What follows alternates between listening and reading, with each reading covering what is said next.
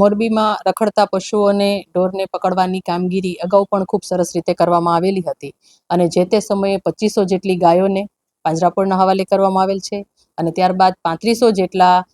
નંદીઓને એની identification પણ કરવામાં આવેલ છે અને એમાંથી આપણી પાસે જે તે સમયે તો 1000 જેટલા નંદીઓને નંદીઘર ખાતે પણ આપણે એમને પોષણ આપેલું હતું અને ત્યારબાદ નંદીઓને સ્થળાંતરિત પણ આપણે કર્યા છે. હાલ આપણી પાસે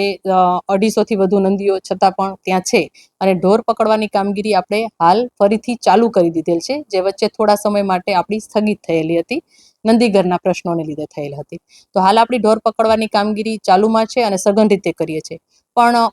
અભ્યાસ કરતા એવું જોવા મળેલ છે કે રખડતા ઢોરોમાં માલિક હોય એવા ઢોરોનું પ્રમાણ પણ રોડ ઉપર વધુ જોવા મળે છે અને એવા કિસ્સાઓમાં જ્યારે અમે એ ઢોરને પકડીએ છીએ ત્યારે એના માલિકને અમે આઈડેન્ટિફાઈડ કરવું, પછી એને દંડ કરવો, એવી તમામ બાબતોમાં પણ અમારો ખૂબ સમય વ્યય થાય છે. તો આ કિસ્સામાં મારે ખાસ નગરજનોને કહેવાનું રહેશે કે જો આ રીતે રખડતા ઢોરના માલિકો આ રીતે પોતાના ઢોરને સવારના સમયે, સાંજના સમયે, ટ્રાફિકવાળા એરિયામાં અને બીટ ઉપર છોડી દે છે અને એ ઢોર રસ્તા ઉપર આવી અને એને લીધે ખૂબ વાહન ચાલકોને મુશ્કેલી થાય છે, પબ્લિકને મુશ્કેલી થાય છે. તો આવા કિસ્સામાં હવે અમે કડક પગલાં લઈશું કે હવે એ ઢોરને પહેલી વખત આવશે તો હજી અમે જે એને દંડ કરવાનો છે એ કરીશું, પણ આના પછી જો વારંવાર આ વસ્તુ કે આ પ્રવૃત્તિ ચાલુ જ રાખશે તો અમે એ ઢોરને કાયમીપણે અમારા કબજામાં લઈશું અને અમારા